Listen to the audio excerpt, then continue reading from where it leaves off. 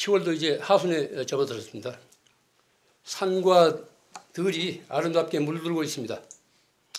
요즘 단풍 구경 가는 관광객들이 휴게소마다 넘치고 있습니다. 번잡한 일상사에서 벗어나 아름다움을 찾아 나서는 것은 우리들 삶의 커다란 위로가 될 것입니다. 그래서 오늘은 아름다움에 대해서 이야기하려고 합니다. 인간의 삶에 아름다움이 없다면 너무 삭막하고 건조합니다. 오늘 우리들은 돈과 관계된 것에만 눈을 파느라고 경제 타령만 하느라고 삶의 가장 내밀한 영역인 그 아름다움을 등지고 삽니다. 아름다움이야말로 삶의 기쁨이고 행복에 이르는 길목이라고 할 수 있습니다.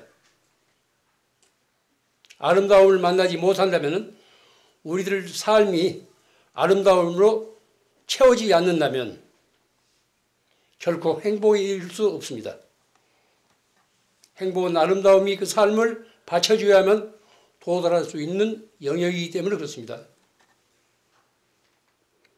아름다움을 소유할 수 있습니까? 한번 생각해 보십시오. 우리가 아름다움을 소유할 수 있을까? 소유는 욕망이기 때문에 거기 진정한 아름다움은 없습니다. 제 이게 경험입니다. 제가 서울 봉은사에 있을 때 무슨 글을 읽다가 자극을 받아가지고 백자 항아리를 하나 가지고 싶었어요. 그래서 인사동에 가서 이제 나는 거사님을 통해서 항아리를 하나, 옛날 항아리 하나 구했습니다. 약간 금이 같지만은. 며칠 동안은 아주 애주중지하고 밤에 자다가도 벌떡 일어나서 이제 불을 켜고 보고 이랬습니다. 그런데 한 달쯤 지나가니까 거기 항아리가 있는지 없는지 관심이 없어요. 왜냐하면은 항아리 자체의 아름다움에 매혹된 것이 아니고 남도 가졌으니까 나도 하나 가져보겠다는 이런 욕심 때문에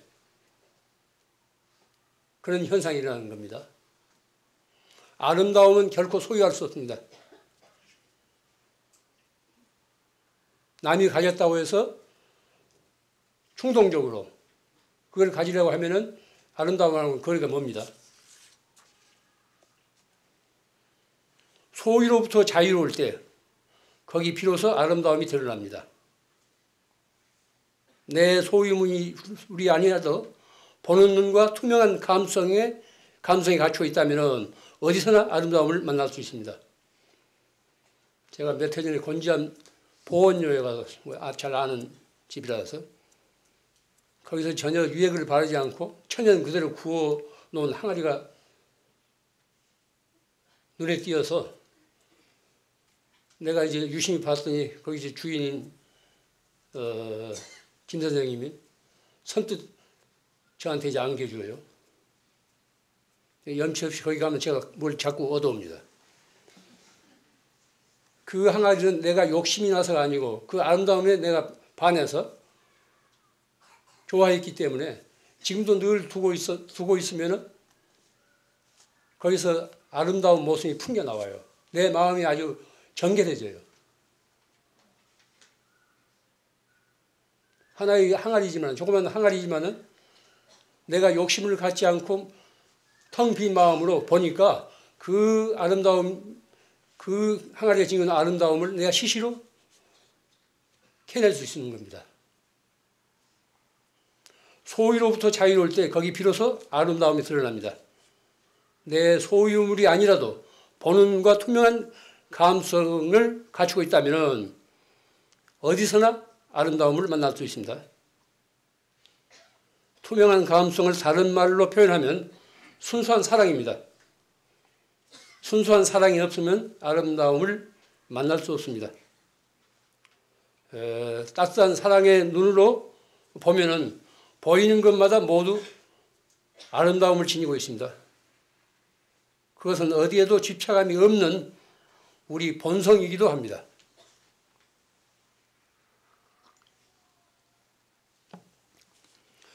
베토벤이나 모차르트 또는 바하의 음악을 들으면서 우리가 좋아하는 것은 그 작곡가의 감성과 우리 감성이 일치를 이루고 있기 때문에 그렇습니다. 그런데 어떤 사람은 같은 음악을 들으면서도 좋은 사람이 있는가 하면은 어떤 사람은 황홀에 빠집니다. 이것은 작곡자나 연주자 혹은 내 자신이 일체감을 이루느냐 못 이루느냐에 달려 있습니다. 어떤 아름다운 사물을 접했을 때 하나가 돼야 돼요. 나와 그 대상이 하나가 될 때 그 대상이 지니고 있는 가장 오묘한 아름다움을 우리가 캐낼 수 있고 만날 수 있습니다. 모든 예술품은 그것을 만든 사람에 의해서 완성되는 것은 아닙니다. 그는 그 작품의 절반의 혼밖에 불어넣을 수가 없습니다. 어떤 위대한 예술가라도 자기 작품의 100% 온전한 아름다움을 집어넣을 수가 없습니다. 나머지 절반은 소장자에 의해서, 감상하는 사람에 의해서, 그 대상을 사랑하는 사람에 의해서 채워집니다. 하나의 음악이 제대로 완성을 이루려면 작곡자와 연주자와 듣는 사람이 하나가 되어야 됩니다. 우리가 진짜 아름다운 사물을 보려면, 인식하려면, 경험하려면 도자기가 됐건 그림이 됐건 건축물이 됐건 하나가 돼야 돼요. 모든 분별을 떠나서 욕심을 떠나서 하나가 될 때 아름다운 극치를 우리가 체험할 수 있습니다. 어떤 얼굴이 아름다운 얼굴일까요? 여자들은 이제 아름다움을 위해서 미장원에도 가고 또 경대 앞에서 서지 않습니까? 뭐 여자뿐이 아니라 다 그렇죠. 아름다움에 어떤 기준이 있는 건 아닙니다. 아름다움에 기준이 있는 건 아니에요. 지금 저 뜰에 단풍이 물들기 시작하고 있는데 저 단풍은 작년 것하고 다릅니다. 내일은 또 다른 모습으로 있습니다. 순간순간 자기가 지니고 있는 아름다움을 마음껏 내뿜고 있는 거예요. 그런데 우리가 허심탄회한 마음으로 보면은 그 아름다움을 인식할 수 있는데 어떤 선입관이라든가 작년 것하고 비교한다든가 이렇게 되면 지금 아름다운 저 나무를 우리가 인식할 수 없습니다. 바르게 이해할 수 없습니다. 미스 코리안이 무슨 미스 유니버스니 하는 것은 아름다움을 욕되게 하는 거죠. 그것은 한낱 진열된 상품에 지나지 않습니다. 혼이 빠져나간 인형들이죠. 지가 무슨 잘났다고 발가벗고 이제 군중 앞에 그렇게 폼을 재고 있습니까? 또 그런 걸 모두 주관하는 녀석들도 골빈 녀석들이에요. 아름다움을 모독한 무리들입니다. 누구나 그 나름의 아름다움을 지니고 있습니다. 아름다움은 표준이 있는 게 아닙니다. 누구나 자기 나름의 아름다움을 다 지니고 있어요. 투명한 감성인 사랑이 있어야 그 아름다움을 찾아낼 수 있습니다.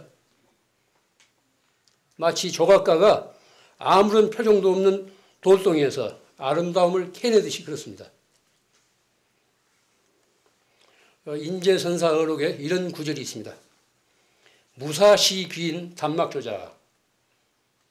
번역한다면 있는 그대로가 귀하다. 일부러 꾸미려고 하지 말라. 있는 그대로가 귀하다는 거예요. 그건 독특한, 누구도 닮을 수 없고 독특한 거예요. 저마다 독특한 모습을 지니고 있습니다. 아름다움을 지니고 있습니다. 그래서 남과 비교해서 그걸 꾸미려 하지 말라는 거예요. 꾸미게 되면 그건 가짜예요. 천연스러움이 없기 때문에. 그 무엇에도 거리낌이 없는 자연스러움이 귀하다는 겁니다. 자연스러우면은 조화와 균형이 갖추어 있기 때문에 그렇습니다. 자연스럽다는 것은 그 안에 조화와 균형이 갖추어져 있어서 자연스러운 겁니다. 그렇기 때문에 타인과 비교하지 말아야 됩니다. 저마다 자기 얼굴이 있기 때문에 자기 얼굴을 스스로 가꾸고 드러내야 됩니다. 그런 얼굴은 사랑의 눈으로만 인식될 수 있습니다. 그래서 지신짝도 제 짝이 있다고 그러지 않습니까? 이런 말이 있습니다. 아름다운 얼굴이 추천장이라면 아름다운 마음씨는 신용장이다. 의미심장한 말이에요. 아름다운 얼굴이 추천장이라면 아름다운 마음씨는 신용장이다. 겉으로 드러난 얼굴에 속지 말라는 겁니다. 맹목적인 열기에 속지 말라는 거예요. 추천장은 믿을 것이 못 됩니다. 신용장인 마음씨가 고와야 된다는 소리예요. 아름다운 얼굴이 추천장이라면 아름다운 마음씨는 신용장이다. 추천장? 믿을 것이 못 됩니다. 신용장이어야 돼요. 아름다운 마음씨여야 됩니다. 아름다움에는 또 여백의 미가 있습니다. 여백의 미. 동양화에서 여백은 그 그림의 격을 좌우합니다. 덜 채워진 부분이에요. 서양화, 동양화가 그게 다릅니다. 서양화는 거의 여백이 없습니다. 동양화는 여백이 그 그림의 격을 좌우합니다. 좀 모자라는 구석이 있어야 됩니다. 그립고 아쉬움이 따라야 됩니다. 이와 같은 여백의 미는 우리들 삶에도 적용돼야 합니다. 가득가득 채우려고만 하면 거기에는 욕망이 작용해서 아름다움과는 멉니다. 그것은 추합니다. 그러나 덜 채우면 그 빈자리에 생기가 돌아서 시들지 않는 품격이 감돕니다. 뭔가 덜 채워져야 돼요. 어떤 여유가 있어야 됩니다. 공백이 있어야 돼요. 우리가 세상 사는 일도 그렇습니다. 가득가득 채운다는 것은 욕심스러워요. 그 욕심에 스스로 걸려 넘어집니다. 좀 모자란 듯한 구석, 덜 채워진 구석이 있어야 살맛이 납니다. 아름다움에는 또 거리낌이 없는 무의 의미, 무의, 거리낄 애자, 무의 의미가 있어야 됩니다. 우리 미륵 방가 사유상과 로댕에 생각하는 사람은 똑같이 생각하는 모습을 담고 있는데 그 차이는 너무 다릅니다. 파리 가면 이제 로댕 미술관 있지 않습니까? 거기 가면 이제 우리가 이제 그 전에 교과서 같은 데서 본 로댕에 생각하는 사람이 있어요. 미륵 방가 사유상 우리 국립박물관에도 있고 뭐 일본 같은 고리지도 있습니다. 미륵 방가 사유상에는 고요와 평안과 잔잔한 미소가 스며 있습니다. 그래서 그 앞에 서 있으면 저절로 고요와 평안과 미소가 우리에게 전해집니다. 그러나 로댕이 생각하는 사람에는 그와 같은 고요와 평안과 미소가 없어. 그저 무거운 고뇌가 깃들어 있을 뿐이에요. 뭐 보신 분들은 알겠지만 그 앞에서 보세요. 무거운 고뇌 속에서 굳어 있다고요. 미륵 방가 사유상에는 어디에도 거리낌이 없는 아름다움이 배어 있는데 로댕에 생각하는 사람한테서는 무의 의미가 거리낌이 없는 무의 의미가 결여되어 있어요. 그래서 그 앞에 서 있으면 그저 무겁고 답답하기만 합니다. 이건 제 자신의 경험뿐이 아니고 여러분들이 한번 체험해보면 알 겁니다. 꼭 뭐 파리 안 가시더라도 다른 사물을 볼 때 그 사물의 아름다움이 거리낌이 없을 때 우리는 감화를 받습니다. 물론 어떤 작가의 혼이 그렇게 작용한 거죠. 동양과 서양의 사유상을 통해서도 우리는 동서문화의 차이를 감지할 수 있습니다. 철학자 야스퍼스가 미륵 방가 사유상을 두고 그토록 격찬한 이유를 우리는 알아야 됩니다. 거리낌이 없는 무예의 시를 제가 한편 소개해 드리겠습니다. 대그림자 뜰을 쓸어도 먼지 일지 않고 대그림자 뜰을 쓸어도 먼지 일지 않고 다리 연못에 들어도 물에는 흔적 없네. 대그림자 뜰을 쓸어도 먼지르지 않고, 그러니까 바람이 부니까 이제 대가 일렁여서 마치 그 뜰을 쓰는 것 같단 말이에요. 그러면서 먼지 하나 일지 않아요. 또 달밤에 다리 연못 속에 들어가도 물에는 아무 흔적이 없습니다. 이건 야보선사의 송이에요. 금강경 5가에 나오는 야보선사 송입니다. 뛰어나는 장인은 자취를 남기지 않습니다. 진짜 장인은 아무 자취도 남기지 않아요. 자기가 만든 작품으로부터 자유로워진 겁니다. 그런데 다른 명예욕이라든가 돈이라든가 이런 걸 생각하면서 만들게 되는 자취가 남겨요. 그 사람이 만들 때 그 모습이 그대로 드러납니다. 자기 작품에. 전시회 가보면은 그림이 됐건 조각이 됐건 혹은 도자기가 됐건 아무 생각 없이 어떤 고정관념도 없이 그 작가에 대한 어떤 선입견도 없이 빈 마음으로 보면은 그 작품을 만든 사람의 인품을 짐작할 수 있습니다. 뛰어난 장인은 그 자취를 남기지 않습니다. 진정한 아름다움은 샘물과 같아서 퍼내어도 다함이 없이 안에서 솟아납니다. 그러나 가꾸지 않으면 솟아나지 않습니다. 그저 솟아나는 것이 아닙니다. 가꾸어야 솟아나요. 어떤 대상에서 아름다움을 찾고 만나는 것은 그렇게 어려운 일이 아닙니다. 눈으로 보고 귀로 듣고 안으로 느낄 수 있으면 됩니다. 그러나 내 자신이 지닌 아름다움은 가꾸지 않으면 솟아나지 않습니다. 지금까지는 밖에 있는 어떤 대상에 대해서 이해했는데 이제 내 자신의 문제예요. 내 자신의 아름다움은 가꾸지 않으면 솟아나지 않습니다. 내 안에 들어있는 샘에서 아름다움이 솟아나도록 해야 돼요. 이웃과 나누는 일을 통해서 내 자신을 시시로 가꾸어야 됩니다. 우리가 참선하고 염불하고 또 무슨 강경하는 것, 경전을 읽는 것, 그것도 이제 내 자신을 가꾸는 일인데 그건 지금 추상적이에요. 구체적으로 이웃과 나눌 때 내 안에 들어있는 자비심이라든가 좋은 덕성이 그게 샘솟아 솟아나는 겁니다. 가꾸어야 돼요.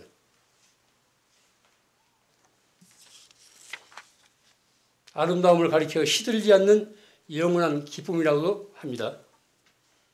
아름다움을 시들지 않는 영원한 기쁨이라고 하지 않습니까?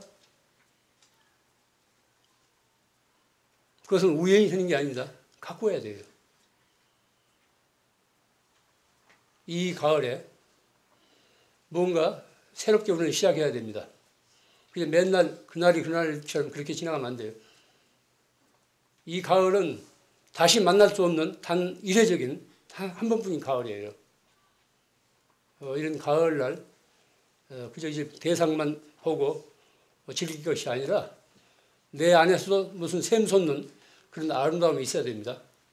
거듭 말씀드리지만은 그 아름다움은 이웃과 나누는 데서 싹튼다는 겁니다. 이 가을에 다들 아름다움을 만나고 가꾸면서 행복해지십시오.